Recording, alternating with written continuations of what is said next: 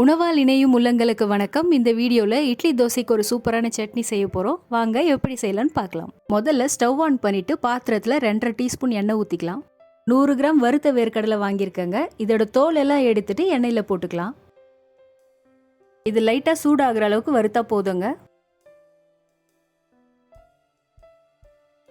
இப்போ வேர்க்கடலையை எண்ணெயிலேருந்து எடுத்து தனியாக வச்சுருக்கேன். இப்போ அதே எண்ணெயில் கட் பண்ண 3 காஞ்ச மிளகா, 1 இன்ச் அளவுக்கு இஞ்சி, 5 பல் பூண்டு போட்டுக்கலாம். பூண்டு லைட்டாக பொன்னிறம் ஆகிற வரைக்கும் வறுத்துக்கிறேன். இப்போ இதில் கட் பண்ணி வச்சிருக்கிற ஒரு பெரிய சைஸ் வெங்காயத்தை போட்டுக்கலாம்.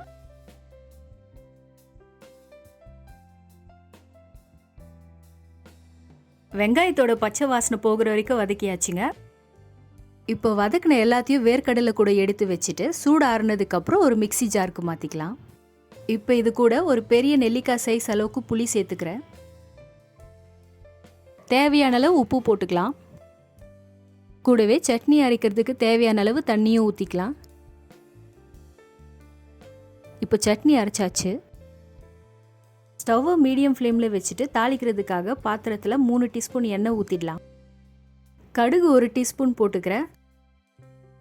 கடுகு பொரிஞ்சதுக்கப்புறம் 1 டீஸ்பூன் உளுத்தம்பருப்பு, 2 கொத்து கருவேப்பிலை போட்டுக்கலாம்.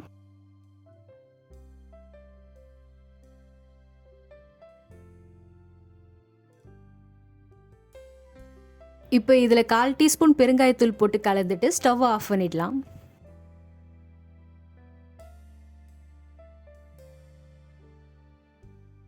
தாளிச்சதை சட்னி கூட கலந்தாச்சுங்க. இந்த சட்னியை இட்லி தோசை கூட சாப்பிடும்போது அட்டகாசமாக இருக்கும். நீங்களும் ட்ரை பண்ணி பாருங்கள்.